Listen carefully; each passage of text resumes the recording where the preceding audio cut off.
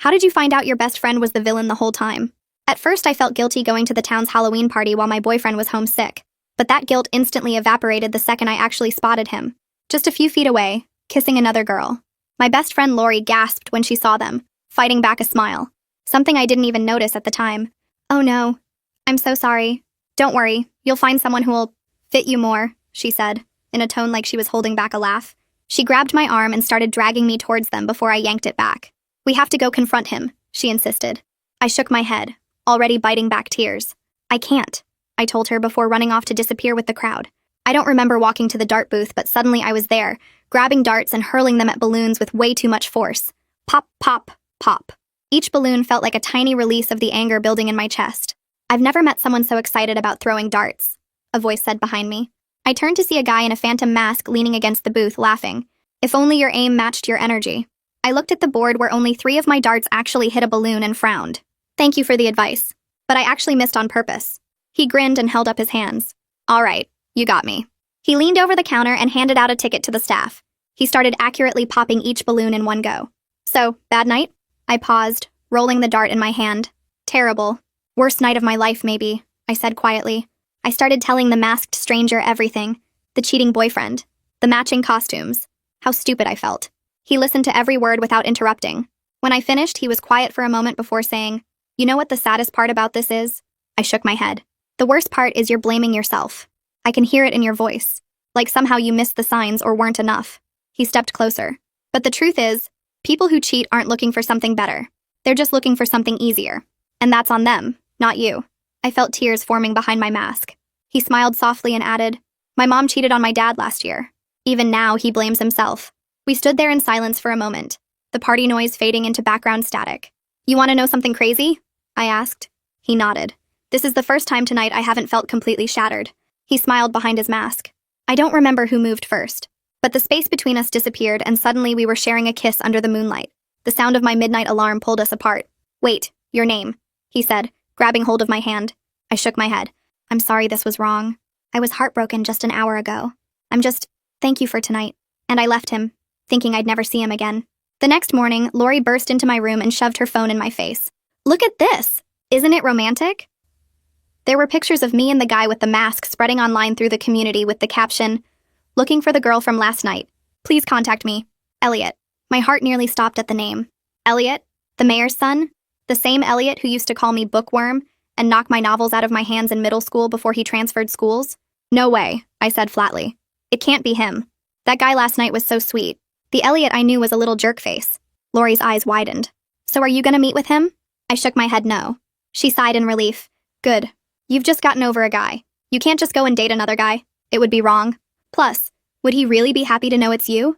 I blinked at her harsh reaction. "Yeah," I mumbled. I spent the next 3 days avoiding those posters until Elliot walked into my family's bookstore looking for a gift for his mom. He glanced at me behind the counter and his face lit up with recognition. "Wait, you're that girl from middle school. The one who loved books." I felt my defenses go up. "You're the guy who made fun of me for it." "Yeah," he sighed. "I was a terrible kid. I'm really sorry about that. I was going through some stuff and I took it out on you." We talked for a bit and I realized he'd changed. He was softer now, kinder. When he was picking out books, I couldn't help myself. "So I heard you've been looking for someone." His expression shifted to something vulnerable. "Yeah, I met this girl on Halloween and I can't stop thinking about her. I know it sounds crazy, but when you connect with someone like that, even for just a moment, you know it means something. I've dated plenty of people, but that night was the most honest thing you felt in your life." I finished for him. He paused and stared, surprised. But before I could open up, my best friend walked through the doors holding the mask I had worn on Halloween in her hand. "Oh, hey, Elliot. I've been meaning to reach out. I'm Lori, the girl you've been looking for." I stared at Lori in complete shock. She smirked at me. And soon, I'd find out the complete truth. What she did to get my ex-boyfriend to cheat. And how Elliot was the perfect tool to ensure I'd hurt forever. Or so she thought.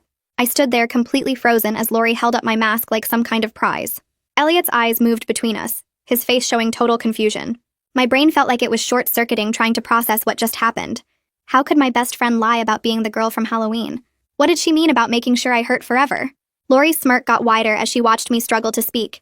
Elliot reached for the mask to examine it closer, and I wanted to scream that it was mine, that I was the one he kissed, but my throat felt completely closed up. Lori stepped closer to Elliot and touched his arm in this possessive way that made my stomach twist. He smiled at her. still looking a bit confused but clearly wanting to believe her story. I managed to mumble something about needing to check inventory in the back and basically ran away from them. My hands were shaking, so bad I could barely turn the key to lock the stockroom door behind me. Through the door I heard them talking, heard Lori's fake sweet laugh, heard the bell on the front door chime as they left together.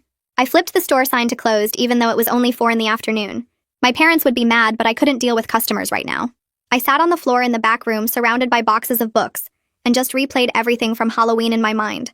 The way Lori had gasped when she saw my ex cheating, but now I remembered that weird smile she was fighting back.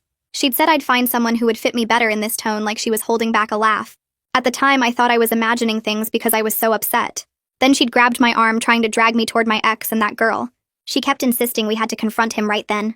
Why was she so determined to make me face it in that exact moment? I'd pulled away and run off into the crowd, and Lori had disappeared after that. I didn't see her again for the rest of the night. My phone buzzed, and I saw a text from Lori asking if I was okay and saying Elliot seemed really sweet. I stared at the message feeling sick. I scrolled through my contacts until I found Miranda Harvey's number. She'd been at the Halloween party and knew basically everyone there. I called her trying to sound casual and asked if she'd had fun at the party. We talked about costumes and music for a few minutes before I carefully brought up Lori. Miranda confirmed she'd seen Lori arrive really late, probably around 12:30 or 1 in the morning. My heart started pounding because I'd met Elliot at the dart booth around 10:30, and we'd talked until midnight when my alarm went off. There was no possible way Lori could have been the girl with him. Miranda asked why I wanted to know, and I made up some excuse about trying to remember when I'd last seen Lori that night. After I hung up, I sat there staring at my phone with this growing feeling of dread. Lori had lied about being there during the time I was with Elliot. She'd lied directly to his face while holding my mask as proof. But why would she do that? What did she have to gain from pretending to be me? The next morning, I dragged myself to work at the bookstore even though I'd barely slept. Freya was already there restocking the fiction section when I walked in. She took one look at my face and asked what was wrong. I'd worked with Freya for 2 years, and she'd always been straightforward and honest, so I told her everything. About meeting the masked guy on Halloween, about Elliot searching for me, about Lori walking in yesterday with my mask and claiming to be the girl he was looking for. Freya's eyes got wider and wider as I talked. When I finished, she set down the book she was holding and said Lori might have done way more than just lie about Halloween. She asked if I'd thought about how my ex ended up at that party with another girl in the first place. The question hit me like a punch to the stomach because I hadn't really thought about it. My ex was supposed to be homesick. How did he end up at the party kissing someone else? Freya reminded me that Lori was the one who convinced me to go to the Halloween party without my boyfriend. She'd come over that afternoon and kept saying he wouldn't mind since he was sick, that I deserved to have fun, that I shouldn't miss the biggest party of the year just because he had a cold. At the time, it seemed like normal best friend encouragement. Lori was always pushing me to be more social and spontaneous. But now with everything else, it felt different. It felt planned. Freya suggested I look at my ex's social media to see if there were any photos from that night that might show when he arrived or who he was with. I pulled out my phone right there behind the counter, my hands shaking a little as I opened his profile. I hadn't looked at his page since we broke up because it hurt too much. I spent my whole lunch break in the stockroom scrolling through my ex's social media and the accounts of people who'd been at the party. Most of the photos were blurry shots of people in costumes dancing or playing games. I found one photo posted by some guy from my ex's friend group that showed a bunch of people near the entrance. The photo was time-stamped at 9:45, before I'd even arrived. I zoomed in on the faces, and my heart stopped. In the background, partially hidden by someone's vampire cape, I could see Lori talking to my ex. She was leaning in close like she was telling him something important, and his face looked serious. This was before he'd kissed that other girl. This was before I'd even gotten to the party. My hands started shaking as I zoomed in more, making sure it was really them. It was definitely Lori's costume and my ex's face. They were together at the party way earlier than Lori had claimed to arrive. My whole body felt cold as I realized what this meant. Lori had been at the party before she said. She'd been there talking to my ex before he cheated on me. She'd seen me arrive and found me right after I witnessed the cheating, like she'd been waiting for it to happen. My hands were shaking. So bad I almost dropped my phone as I took a screenshot of the photo. I zoomed in on Lori and my ex and took another screenshot of just that section. This was proof. Proof that Lori had lied about when she arrived. Proof that she'd been talking to my ex before everything fell apart. I felt anger rising in my chest, hot and sharp. My best friend had set me up. She'd pushed me to go to the party, talked to my ex beforehand, and then appeared right when I needed her most like some kind of hero. And now she was pretending to be the girl I'd connected with, taking away the one good thing from that horrible night. That evening I was reorganizing the mystery section when the bell above the door chimed. I looked up and saw Elliot walking in alone. My heart jumped into my throat as he headed straight toward me. He looked uncomfortable, like he wasn't sure he should be there. He stopped a few feet away and said Lori's story about Halloween night didn't match up with the conversation he remembered. He needed to know the truth about what really happened. I gripped the book in my hands so tight my knuckles turned white. Part of me wanted to tell him everything right then, show him the screenshots, explain how Lori had manipulated both of us. But another part of me was terrified. What if he thought I was just jealous? What if he thought I was making things up to break them apart? Lori was his girlfriend now. He might believe her over me. I set the book down carefully and looked at him. Instead of launching into accusations about Lori, I decided to test him. I asked if he remembered what we talked about that night at the dart booth. He said we talked about cheating and relationships. I nodded and asked what specific thing I'd told him about my situation. He said I'd told him about my boyfriend cheating on me at the party. I pushed further, asking what he'd said to make me feel better. Elliot's face got more confused as he tried to remember exact details. I asked him what he'd told me about his own family, about why he understood what I was going through. I could see him searching his memory, trying to recall the conversation. I mentioned how he'd talked about someone in his family dealing with cheating and asked if he remembered who. His face started to change as he realized where I was going with this. Elliot's expression shifted completely when I brought up his mother's cheating. I told him the exact words he'd said that night about his dad blaming himself even though it wasn't his fault. I repeated back what he'd told me about people who cheat looking for something easier, not something better. His eyes got wide and he took a step back like I'd shocked him. He stared at me for a long moment before saying there was no way Lori could know those details. He'd never told anyone else about his mom, not even his close friends. It was too personal, too painful. The only person he'd ever told was the girl at the Halloween party. The girl he'd been searching for. Me. I watched the realization spread across his face as he understood that I was telling the truth. But I could also see the confusion and hurt as he processed what this meant about Lori. Why would she lie about something so specific?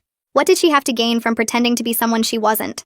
The door chimes rang and I looked up to see Lori walking in.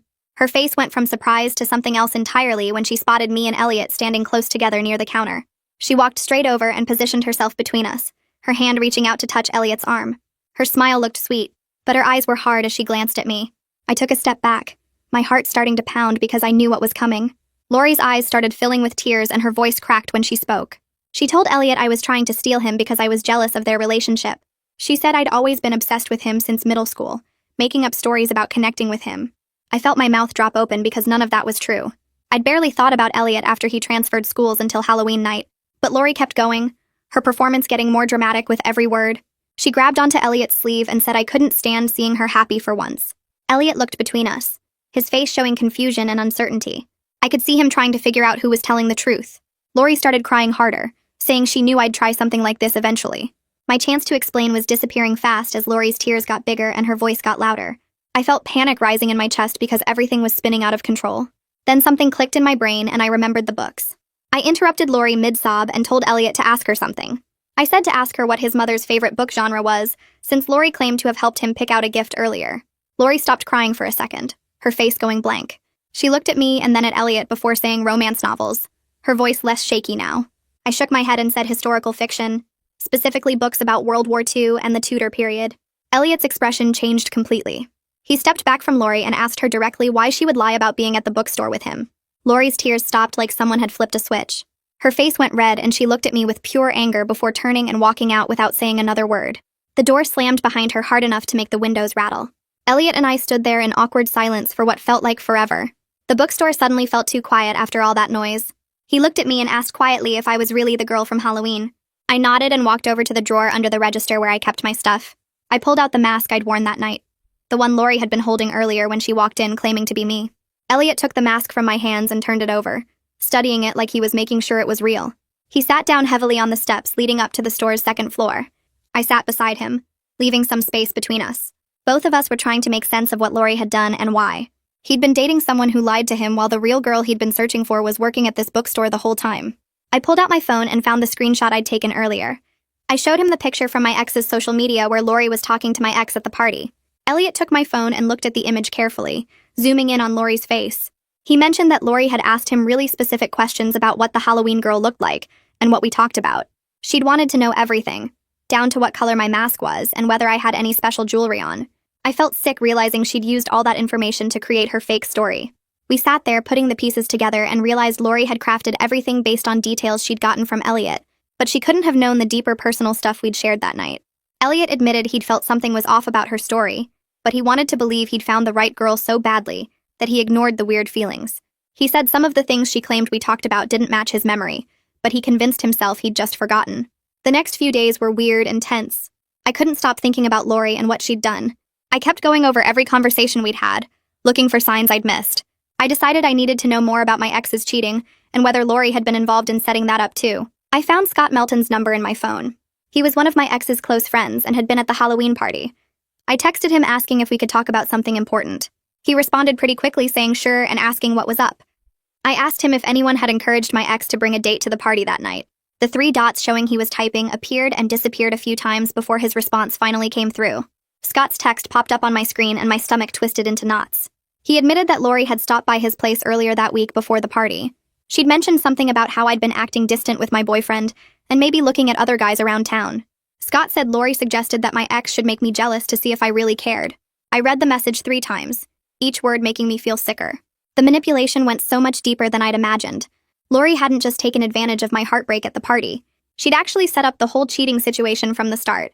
I texted Scott back asking if he was sure about the timing, and he confirmed it was definitely before Halloween. I sat there staring at my phone, trying to wrap my head around the fact that my best friend had spent time planning how to destroy my relationship.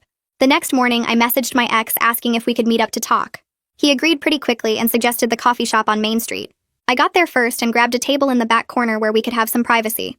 When he walked in, he looked nervous and kept his hands shoved in his jacket pockets. He sat down across from me and immediately started defending himself, saying he had his reasons for what happened at the party. I cut him off and asked directly if Lori had talked to him before Halloween. His face changed and he looked down at the table. He admitted that Lori had pulled him aside about a week before the party and told him I was planning to break up with him.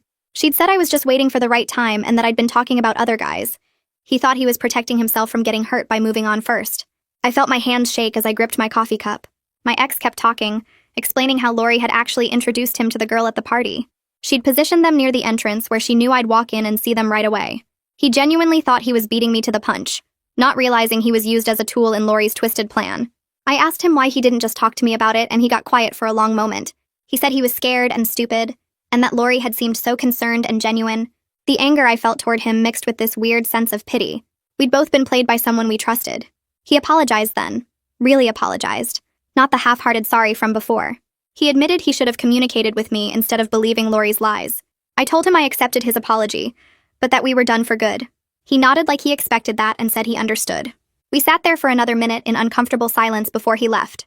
I stayed at the coffee shop for another hour, pulling out my phone and opening a notes app. I started writing down everything I knew about Lori's manipulation, creating a timeline of events. She'd talked to my ex a week before Halloween, planted seeds of doubt and jealousy. She'd set up the introduction with the other girl at the party. She'd convinced me to go to the party even though my boyfriend was supposedly sick. She'd been there to witness my heartbreak and position herself as my only support. Then she'd swooped in to claim she was the Halloween girl, using details she'd gotten from Elliot to make her story believable. The whole thing had taken weeks of careful planning. She'd spent all that time and energy making sure I'd end up heartbroken and vulnerable at that party. When I got back to the bookstore, Freya took one look at my face and pulled me into the back room. I showed her my timeline and explained everything I'd learned from Scott and my ex. Freya read through my notes carefully, and then looked up at me with this serious expression. She suggested that maybe Lori wanted me isolated and hurting, so she could control how I reacted to everything. I thought about that for a second, and realized Lori had always been the first person I called when something went wrong.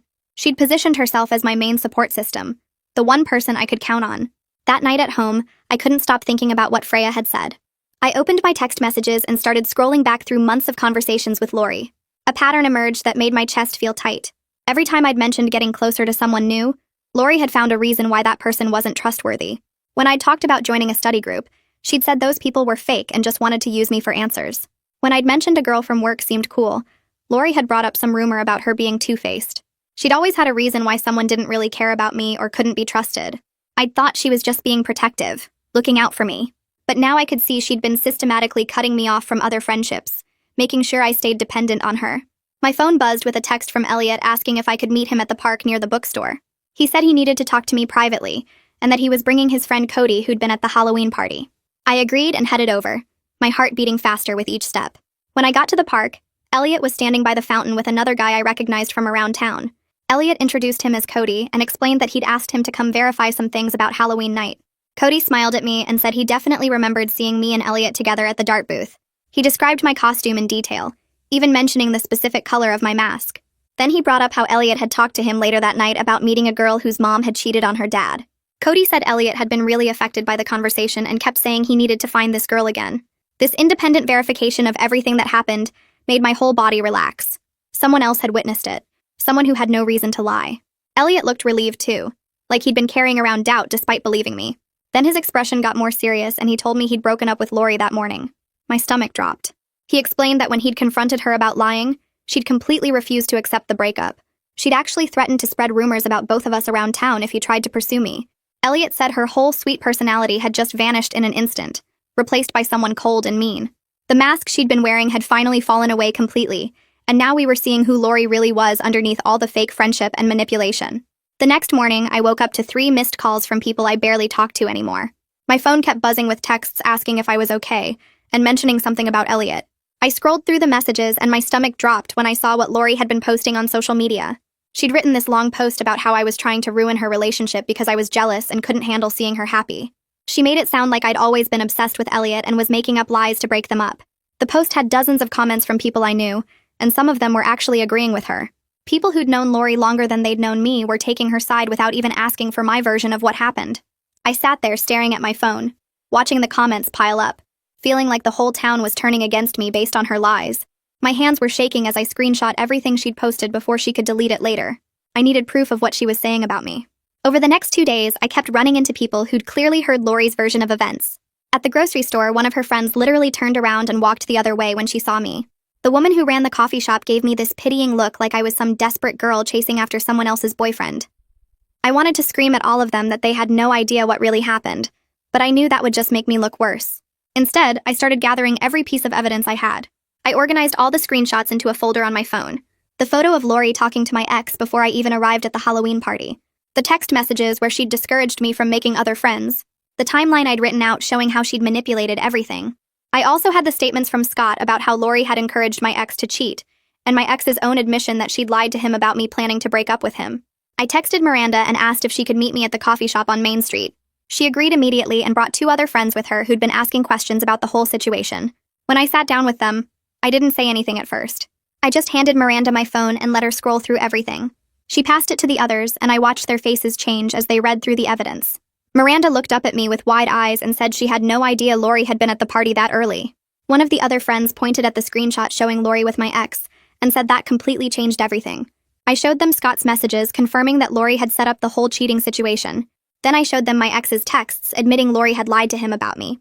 The timeline made it clear that Lori had spent weeks planning this whole thing just to hurt me. By the time they finished looking at everything, all 3 of them believed me. Miranda actually apologized for not questioning Lori's story sooner. She said she'd felt weird about how quickly Lori had claimed to be the Halloween girl, but hadn't wanted to get involved in drama. Now she realized staying silent had let Lori keep lying. The next afternoon, I was working alone at the bookstore during the slow period after lunch. Freya had gone to the bank to make a deposit, and I was restocking shelves in the back when I heard the front door chime. I walked out to the counter and froze when I saw Lori standing there. She wasn't crying or looking sad like she had been in public. Her face was cold and angry, and she crossed her arms as soon as she saw me. She walked right up to the counter and told me I was ruining everything by showing people those screenshots. Her voice was different now, harder and meaner than I'd ever heard it. She said I always had to make everything about me and couldn't just let her be happy for once. I stared at her, trying to process this version of Lori I'd never seen before. She kept going, saying I'd always had things too easy. My family owned a business. People liked me without me having to try to. I'd never had to work for friendships the way she did. She said I deserved to feel the pain she'd been feeling for years watching me coast through life while she struggled. My heart was pounding, but I managed to keep my voice steady when I asked what she meant. That's when everything came spilling out. She admitted she'd set up my ex to cheat on me at the party. She'd spent weeks convincing him I was going to dump him, and that he should protect himself by moving on first. She'd even picked out the girl for him to kiss, and made sure they'd be standing exactly where I'd see them. I slowly reached into my pocket and turned on my phone's voice recorder, keeping it hidden while Lori kept talking. She said she'd been jealous of me since the day we became friends. Every time something good happened to me, it felt like proof that her life wasn't as good. She resented my relationship with my ex even though she'd smiled and said she was happy for me. She hated that my family's bookstore was successful while her parents struggled with money. She couldn't stand the way people naturally liked me and wanted to be around me when she had to work so hard for every friendship. Her voice got louder as she listed everything she'd envied about my life. She said watching me be happy made her feel worse about herself, like my good things somehow took away from her chances at having good things too. I kept the phone recording in my pocket while she revealed more and more. She admitted she'd seen the photos of me and Elliot at the Halloween party online before she ever talked to me about them. She'd recognized my costume and mask immediately. When she saw Elliot searching for the Halloween girl, she realized she could take that moment away from me and make herself the center of his attention instead.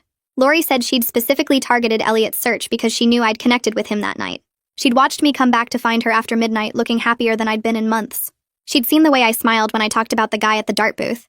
So when Elliot started posting those pictures looking for me, she saw the perfect chance to hurt me even more. She wanted to make me watch her have what I wanted. She wanted me to see her with Elliot and know that the one good thing from that horrible night was being taken away. She said it felt fair after years of watching me have everything while she had nothing. She wanted me to finally understand what it felt like to want something desperately and not be able to have it. Her hands were shaking as she talked, and I could see tears starting to form in her eyes, even though her voice stayed angry. I asked her why she would go this far just because she was jealous. That's when she broke down completely. She sank into one of the reading chairs near the counter and put her head in her hands. Through sobs, she said she'd always felt like she was in my shadow. Every friendship felt like a competition she was losing.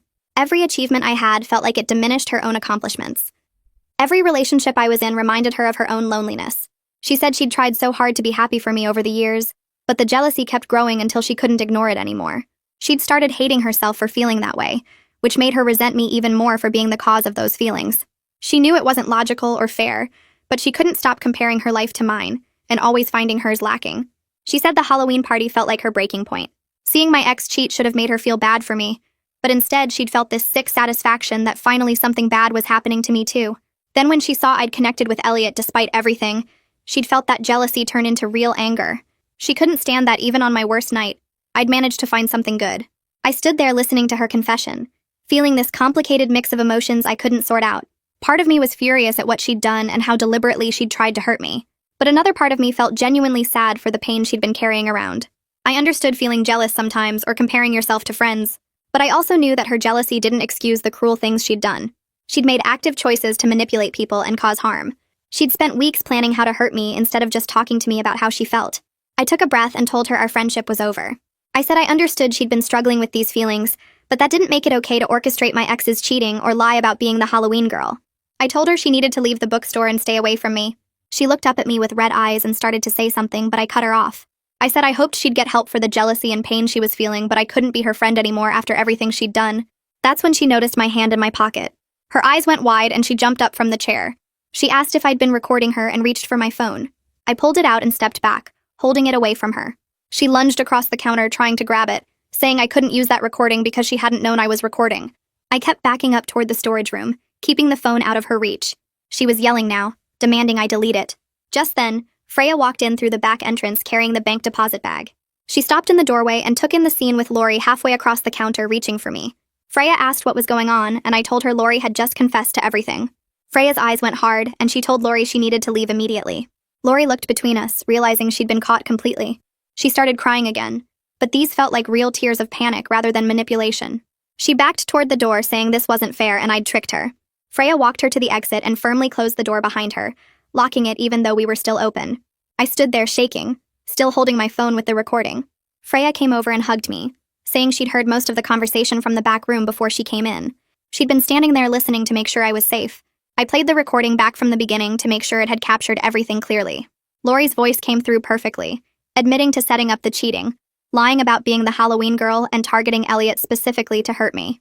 Freya said this was exactly the proof I needed, and I should share it with Elliot right away. I texted him asking if he could come to the bookstore when we closed in an hour. He responded immediately saying he'd be there. The rest of the afternoon dragged by slowly. I kept replaying Lori's words in my head, still processing everything she'd admitted. When closing time came, Freya offered to stay with me, but I told her I needed to do this alone. She hugged me again and left through the back. 5 minutes later, Elliot knocked on the front door. I let him in and locked it behind him. We sat at one of the reading tables and I handed him my phone with the recording queued up. I watched his face as he listened to the whole thing. His expression shifted from confused to shocked to angry as Lori's confession played out. When it finished, he sat back in his chair and just stared at the table for a long moment. He said he couldn't believe the depth of her manipulation and how much pain she'd been carrying around. He admitted he felt stupid for not seeing through her lies sooner. He said there had been small moments where her story didn't quite add up, but he'd wanted so badly to find the Halloween girl that he'd ignored the inconsistencies. He apologized for not trusting his gut and for putting me through weeks of watching them together. I told him it wasn't his fault because Lori had been incredibly careful with her lies. She'd used information he'd told her about that night to make her story believable. We sat there talking about what to do next. I said I wanted people to know the truth, but I didn't want to turn this into huge town drama or public revenge. Elliot agreed completely. He said Lori clearly needed help for her jealousy and mental health issues, and blasting her publicly wouldn't actually help anyone. We decided we'd share the truth with our close friends, and the people who'd been asking questions. We'd let them hear the recording if they wanted proof. But we wouldn't post it online or make a big public statement. We'd just quietly correct the lies Lori had spread and let the truth spread naturally through people who actually cared about what really happened. Elliot reached across the table and took my hand. He said he was sorry for everything I'd been through and thanked me for handling it with more grace than Lori deserved. I squeezed his hand back, feeling like finally we could move forward without lies between us. Over the next week, I shared the recording with our close friends one by one. Miranda came to the bookstore first and listened to the whole thing with her hand over her mouth.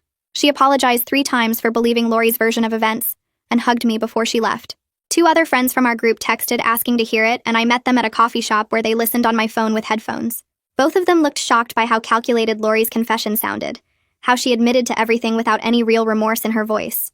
They said they felt stupid for not questioning her story more carefully, and promised to set the record straight with anyone who'd heard the rumors. By the end of the week, most of our friend group knew the truth, and the few people who still believed Lori's lies weren't really friends worth keeping anyway. The hardest part was watching how quickly the story spread through town, not as gossip, but as genuine shock that someone could manipulate people so thoroughly. On Tuesday afternoon, a couple I didn't recognize walked into the bookstore during a slow period. The woman had Lori's eyes, and I knew immediately who they were before they even introduced themselves. Her parents looked tired and sad as they approached the counter and asked if they could talk to me privately. We sat at one of the reading tables in the back corner, and her mom started crying before she even spoke. They apologized for what Lori had done, saying they had no idea she'd been struggling so badly with jealousy and depression. Her dad explained that Lori had always compared herself to other people, especially me, but they thought it was normal teenage insecurity that she'd outgrow. They never imagined she'd act on those feelings in such a harmful way, never saw signs that she was capable of the manipulation I'd experienced. Her mom kept saying she felt like she'd failed as a parent, that she should have noticed something was wrong and gotten Lori help sooner. I listened to them talk and felt a weird mix of anger at Lori and sympathy for her parents who clearly loved her and were blindsided by this. When they finished, I told them I appreciated them coming here and apologizing, but I needed space from Lori for the foreseeable future. I explained that what she did wasn't just a mistake or a moment of poor judgment. It was months of calculated manipulation that hurt multiple people, and I couldn't just forgive that because she was struggling mentally. Her parents nodded and said they completely understood, that they weren't asking me to forgive her or be her friend again. Her mom mentioned that Lori was starting therapy twice a week to work through her jealousy issues and self-esteem problems, that they were taking this seriously and getting her real help. I thanked them for telling me and walked them to the door, feeling emotionally exhausted from the conversation, but glad they'd at least acknowledged what happened. After that day, Elliot and I started spending more time together, but we were both careful about it. We'd grab coffee between his classes and my shifts at the bookstore, sitting in corner booths where we could talk without the whole town watching. We went on walks through the park where we'd just talk about random things like books and movies and stupid stuff from our childhoods. Neither of us rushed into anything physical or tried to recreate that Halloween night kiss right away. We were both too aware of how badly we'd been manipulated, how Lori had used our connection as a weapon against us, and we needed to rebuild that trust slowly. Sometimes we'd sit in comfortable silence, and that felt more intimate than any grand romantic gesture could have been. We were learning each other again, but this time with our masks off and our real selves showing. One evening, while we were sitting on a bench near the duck pond, Elliot started telling me about the weeks he spent searching for the Halloween girl. He described putting up posters all over town, asking every person he ran into if they knew who she might be, checking his phone constantly hoping someone would reach out. He said he felt crazy doing it, like some character in a movie, but he couldn't shake the feeling that he'd met someone important that night. Hearing him talk about searching for me while Lori was pretending to be me made my chest hurt all over again. The betrayal felt fresh and raw, knowing that while he was desperately trying to find me, my best friend was actively working to make sure we'd never connect. I had to look away from him for a minute because tears were forming, and I didn't want to cry about Lori anymore. I told Elliot how Lori's manipulation made me question everything about myself and my ability to trust people. I explained that I kept replaying moments from our friendship, wondering what was real and what was just her playing a role to stay close to me. Every time someone was nice now, I caught myself wondering what they really wanted, or if they secretly resented me like Lori had.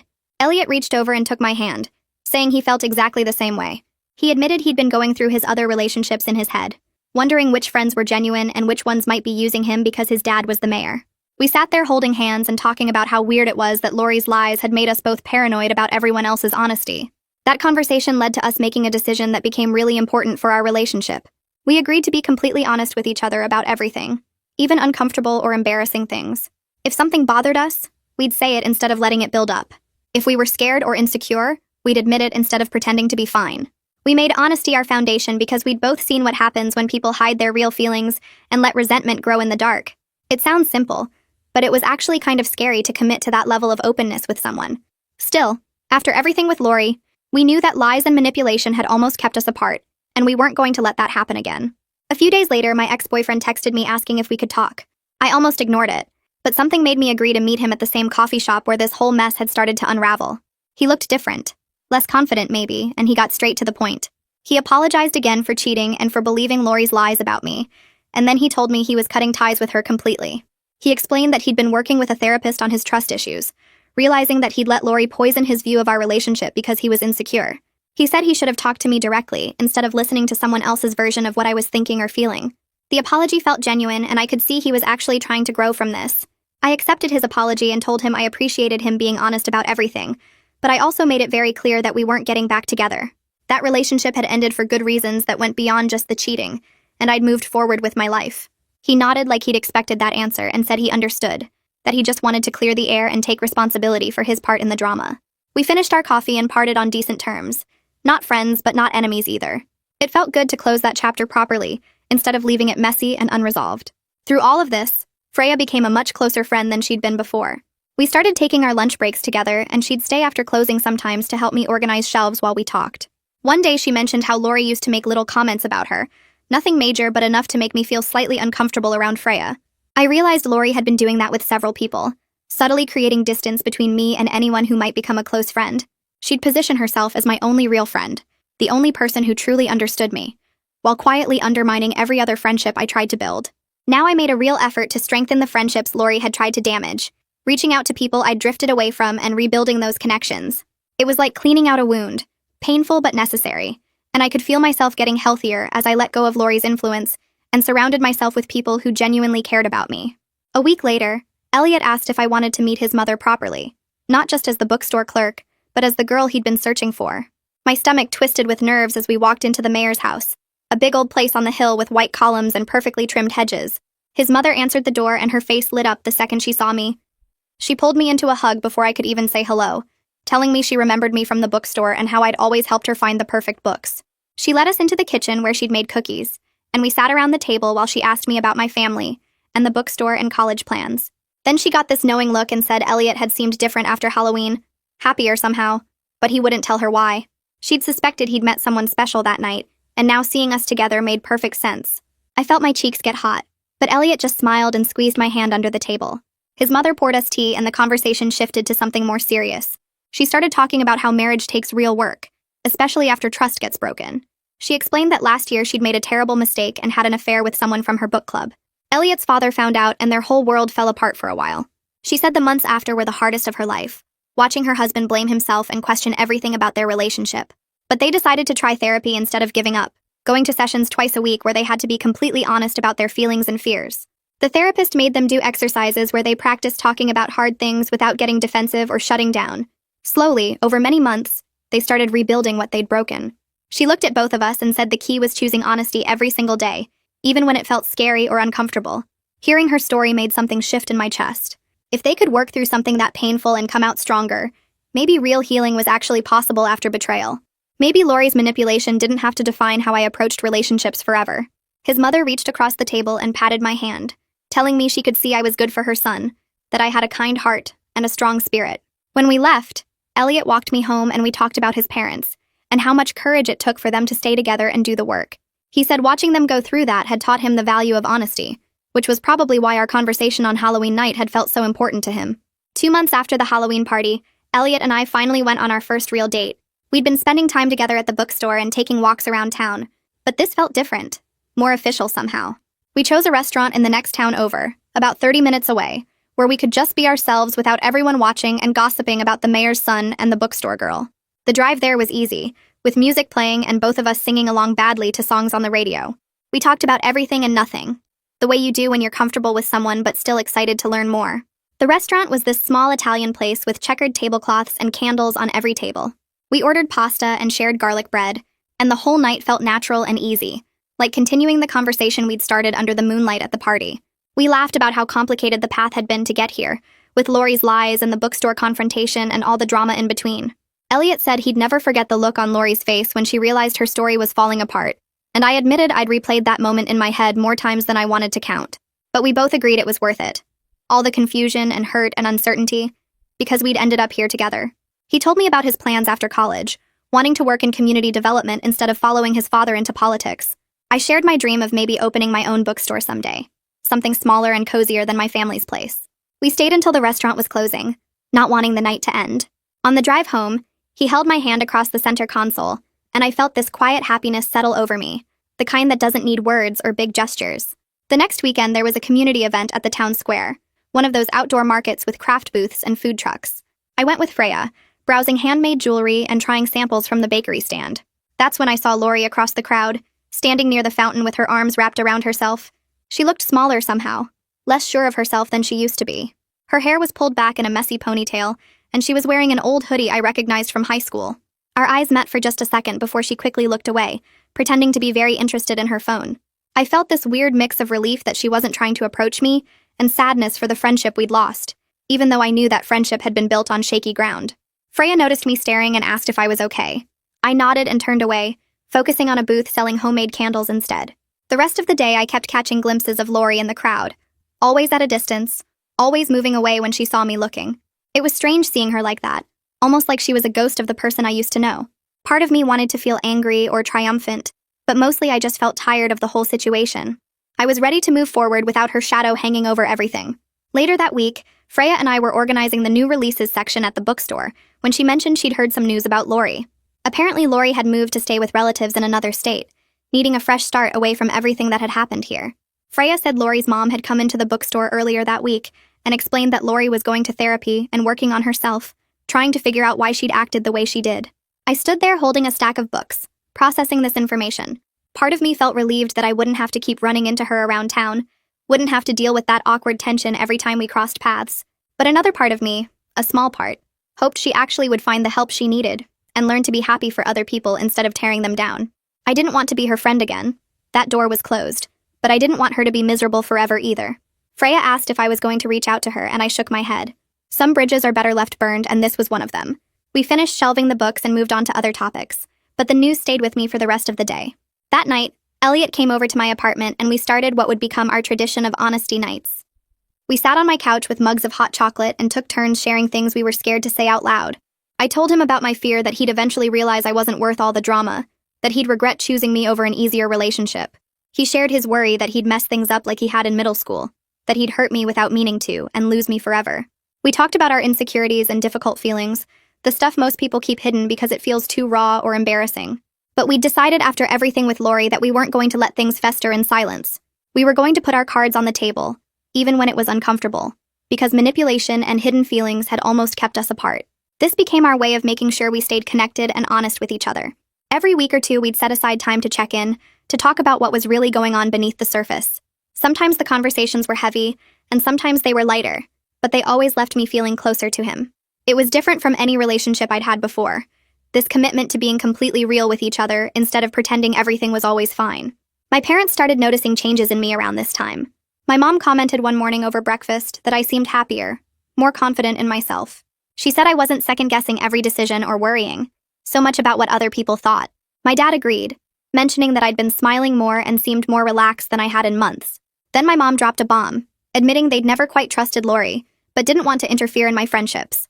She said something about Lori had always felt off to her, the way she'd monopolize my time and subtly put down my other friends. My dad nodded, adding that Lori seemed to need to be the center of attention in every situation, even when it was supposed to be about someone else. I sat there stunned, wondering how I'd missed what my parents had seen so clearly. But I guess when you're in the middle of something, it's harder to see the patterns. They told me they were proud of how I'd handled everything, standing up for myself and choosing honesty over revenge. My mom hugged me and said she was glad I'd found someone like Elliot who treated me with respect and kindness. The conversation made me realize how much their support had meant through everything, even when I didn't fully recognize it at the time. Sitting in my room that night, I thought about everything that had happened since Halloween. Lori's betrayal had cut deep. There was no denying that. Finding out your best friend had been manipulating you and tearing down your relationships felt like the ground dropping out from under your feet. But in a strange way, it had also taught me something valuable about trusting my own instincts. I'd ignored little warning signs about Lori for years. The subtle comments that made me feel bad about myself, the way she'd discourage me from getting close to other people, how she always needed to be involved in every aspect of my life. I'd brushed those feelings aside because I didn't want to be paranoid or judgmental. Now I understood that sometimes your gut knows things your brain hasn't caught up to yet. I was building healthier relationships now, with Freya and other friends who celebrated my successes instead of competing with me. I was learning to recognize when someone's friendship felt conditional, or based on comparison rather than genuine care. The experience had been painful, but it had also made me stronger and more aware. I wasn't going to let someone treat me that way again, because now I knew what real friendship looked like, and what it definitely didn't look like. The following weekend, Elliot and I were walking through the park when he stopped and turned to face me. He said he'd been thinking about how I'd handled everything with Lori, and wanted me to know how much he respected the way I'd approached the situation. He explained that watching me choose honesty and truth over revenge or retaliation had shown him the kind of person I truly was. He said a lot of people would have wanted to hurt Lori back, to publicly shame her or make her life difficult, but I'd taken the high road. I'd gathered the evidence and shared the truth with people who needed to know, but I hadn't tried to destroy her or make her suffer. Even when she'd threatened to spread rumors about us, I'd stayed focused on moving forward instead of getting dragged into a war. Elliot said that level of grace under pressure was rare, and it made him even more sure about us. I felt my throat get tight with emotion because his words meant more than he probably realized. After months of feeling stupid and foolish for not seeing Lori's manipulation sooner, hearing that someone saw strength in how I'd handled it helped heal something inside me. We kept walking, his arm around my shoulders, and I felt grateful for the strange path that had led us here. The Halloween party that started with heartbreak had somehow ended with something real and honest, and that felt like the best possible outcome. The winter festival came 3 weeks later, and Elliot asked if I wanted to go with him. I said yes without hesitation. We walked through the town square holding hands while white lights hung from every lamppost and the smell of hot chocolate filled the cold air. People were everywhere, bundled in coats and scarves, their breath making little clouds in the freezing night.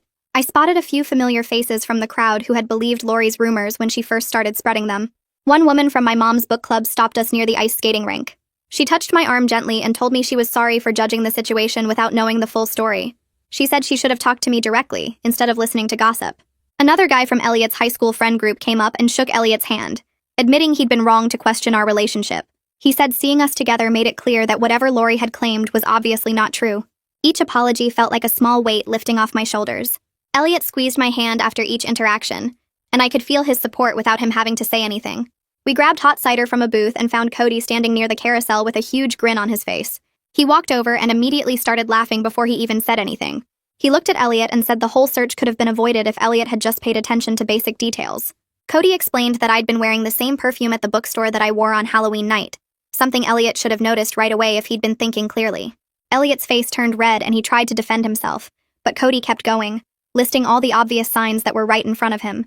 The mask sitting on the bookstore counter, the way I finished his sentence about the most honest thing he'd felt, even the fact that I knew specific details about his mom's reading preferences. We all started laughing because looking back, it really was so obvious. I admitted I should have just told him the truth right away, instead of letting Lori walk in and complicate everything. Cody said we were both idiots, but at least we figured it out eventually. The whole conversation felt light and easy, like we could finally joke about the situation without the weight of Lori's manipulation hanging over us. 4 months had passed since Halloween and Elliot and I had built something solid. We weren't perfect, and we still had moments where old insecurities crept in. Sometimes I'd worry that he'd realize I wasn't as interesting as that first conversation made me seem. Other times he'd get quiet and withdrawn, convinced he was going to mess things up like he had with past relationships. But we talked through every fear and doubt instead of letting them build up in silence. We made a rule that if something bothered either of us, we had to say it out loud within 24 hours.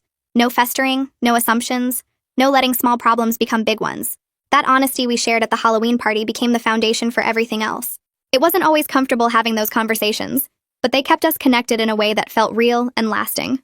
I checked my email one morning at the bookstore and saw an acceptance letter from a college program I'd applied to months ago. My hands shook as I read it because I'd almost not applied at all. Looking back, I realized Lori had subtly discouraged me from going for it. She'd made comments about how competitive the program was and how disappointed I'd be if I didn't get in. She'd suggested I focus on the bookstore instead of chasing something that might not work out. At the time, I thought she was being protective, trying to save me from potential failure.